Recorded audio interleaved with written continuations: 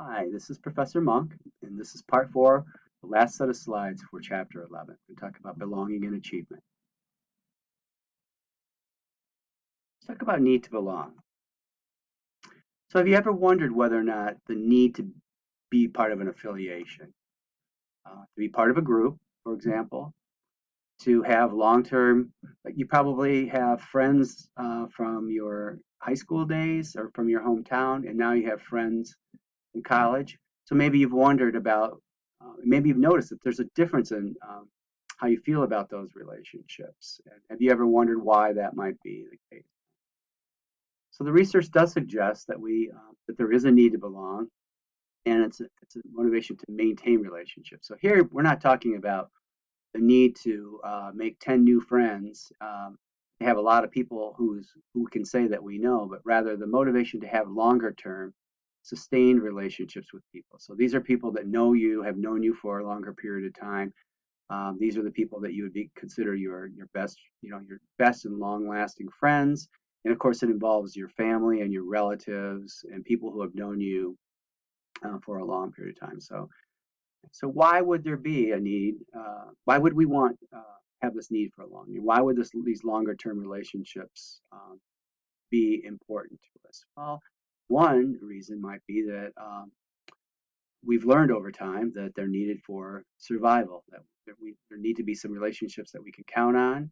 Um, we need to have people that know us well enough that we can go to and when we need help, who are going to express affection and appreciation for us, and that there's a mutual concern, and that we appreciate having the opportunity to express those for other people. So the stability of these longer term relationships. I think Dr. Robbins in the developmental chapter talked about study of asking about long-term satisfaction of life and health of older individuals, and that in fact affiliations and having high quality long-term relationships actually was the strongest predictor of being healthy and happy in old age.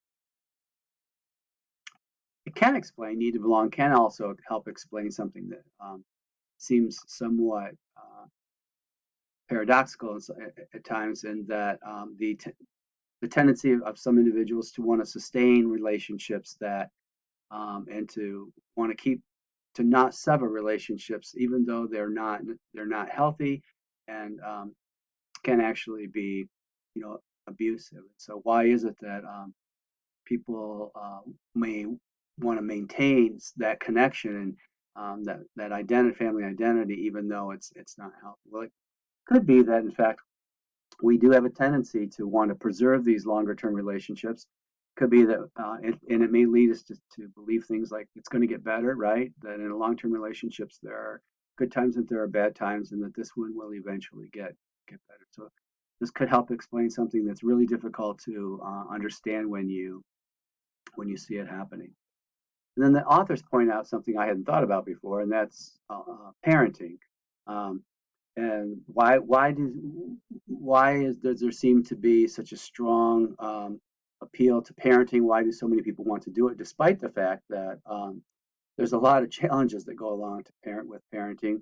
Research is pretty clear that it's fairly stressful, especially when the kids are young, but yet we continue to want to do it. Well, one reason why we may want to continue to do it is that generating our children become these long-term relationships in our family, and also that we become part of the community or the affiliation with others who are parents, because there are so many who are parents. We now have an affiliation with others who are sharing a similar experience with us, and with whom we can express our concerns for each other, and we can support each other. So there's several different kinds of reasons why you may have a sense of a need to belong. Going to shift gears. Let's talk about achievement, something that's always on a college student's mind, constantly being reminded of it. Could be that you're being reminded about achievement in the classroom, but it could be that you're also being reminded about it in a co-curricular activity. So let's talk about some of the factors that might affect your achievement motivation, which is the drive to perform at high levels and accomplish big goals. So I know that in at least one area, all of you can identify this. It could be that some of you identify it in many, many different areas. In fact, some of you might say that anything that you get involved in, you're always striving for a high level to accomplish significant goals. And it could be that you're driven in part by a need to compete, right? So think about this. Are there times when you are competing with others, or you want to outperform others? It could be people who are around you. It could be someone who went before you. It could be a role model, right? So the need to compete is important. Those who have a need to compete in one area may not have a need to compete in others. So the question would be, are you, where is your need to compete? Could also be that you're motivated for a high level of achievement by mastering a task. Maybe you like a challenge and you want to get, you take something on and you believe you have high self-efficacy and you think that you stick with it, you're going to be able to actually master it. So sometimes these are things that are not necessarily part of our education. These are not maybe things going on in the classroom. Maybe these are things you do outside. Sometimes these are our hobbies. We really want to be known for being a really good cook or a really good musician. All right. So this idea about mastering a task is, or even the need to compete, these are not restricted just to what's going on in your time here and your academic achievement here at Carthage, but to all the other kinds of ways in which you can compete. Could be incentives or rewards, or they may not be involved. Right. So these can exist with other rewards for it. Could be that you really are like to cook and cheap, but it could be that there's actually a cooking contest and you're going to get recognition for that. But it could be that that's not the case, that you just really want to produce absolutely a perfect dish, or a dish that's just like one of your relatives made. And that's the goal, is to try to make something that's good. In my family, it's pies. There's always a lot of I would have to say, actually, I'm going to go up here. I would say it's competitive about the pies. Mastery motives, desire to understand or overcome a challenge. So I talked about that right here. So you might ask yourself, when do I have mastery motives? What are the kinds of things that I'm working on? When is it that I really see this as difficult and I really want to learn how to do this and to overcome a challenge to be able to do it? That doesn't mean that there can't be other incentives that are there. But it couldn't be that doesn't result in a good grade, for example, but that you really you have a desire to understand. Performance motives generally are those that are geared more toward gaining rewards or public recognition, right? So could be that you compete, and so that there are winners and non-winners, and or so could be that there are high GPA is important, and actually high GPA is important because it's also going to help you get into graduate school, for example, or it brings a lot of recognition from your family. So there's lots of different ways why you might want to perform it at high levels. Of course, I think as professors or teachers always hope that there's some of this. Tend to think that learning is more fun when it's driven a bit by your desire to overcome a challenge. Certainly, the likelihood that you'll persevere with something is greater if there's a little bit of mastery motive involved, and not simply being worried about what's going to happen if you don't master it, or looking for kind of feedback that we.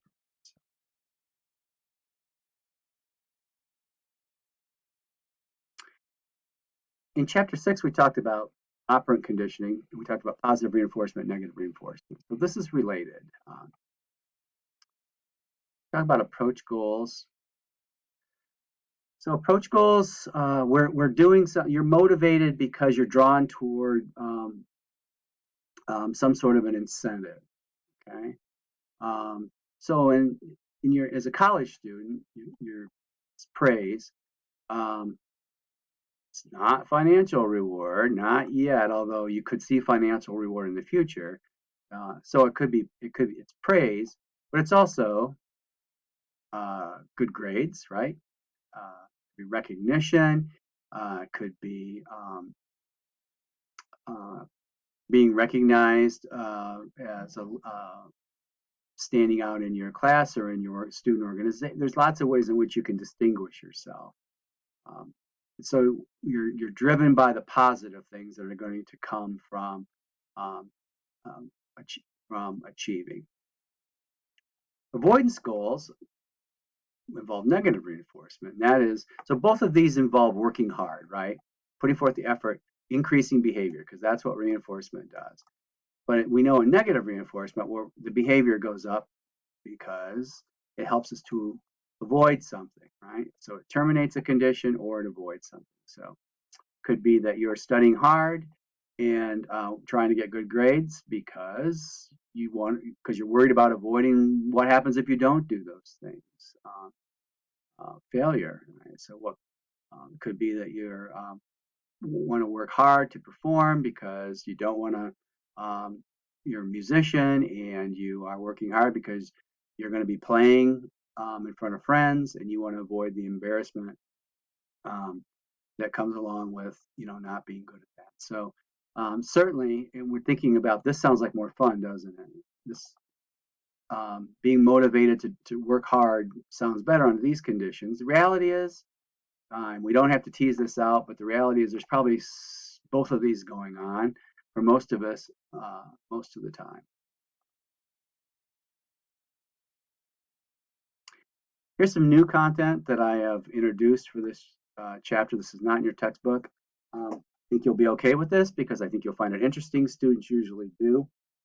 And I think it will make sense for you also. But I just want to point out it is not in the textbook. Right? So I'm going to have to use these slides to back up the material.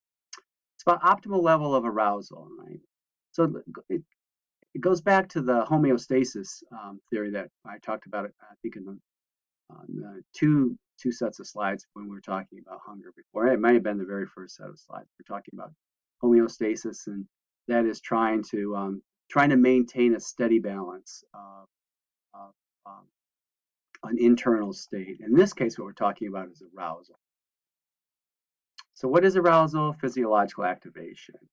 Increased brain activity, alertness, vigilance, also increased autonomic responses, heart rate, sweating, or muscle tension. So you know what these feel like. It's sometimes called anticipatory anxiety, right?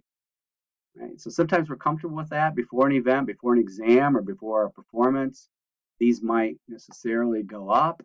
Um, but at any given time, we all have our own level that we would like to have it maintained at. So if you feel like you're overstimulated, over aroused, then you like to shut it down a little bit and chill on the beach by reading a book.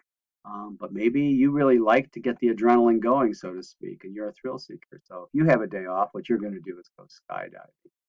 I don't think the world comes down to chill on the beach or skydiving, but I think you get the point that at any given time, we both would choose one of these kinds of activities based on what we would like our level of arousal. And the last slide for chapter 11, the Yerkes-Dodd law, right? So it's pretty simple. It says that moderate arousal is associated with optimal performance. Arousal at less than optimal is associated with poor performance, and arousal at more than optimal is also associated with with poor performance, right? So we got performance going up here, and we've got arousal going on here, right? So what this is saying is something that I'll bet you've experienced, and that is when you have a certain amount of arousal, like before taking an exam or before performance, you perform better if in fact you are concentrating, that you have increased brain activity going on, that your heart rate might be a little bit elevated, that you're getting geared up, right, and you're getting ready to perform. But you may have also been in an experience where you know that if that goes too far, you can't perform. That you're too aroused, too ready, and that you have to calm yourself down and try to moderate that for your performance. Right. Um, so what we want to go for is moderate level of arousal. Okay. All right. Thank you.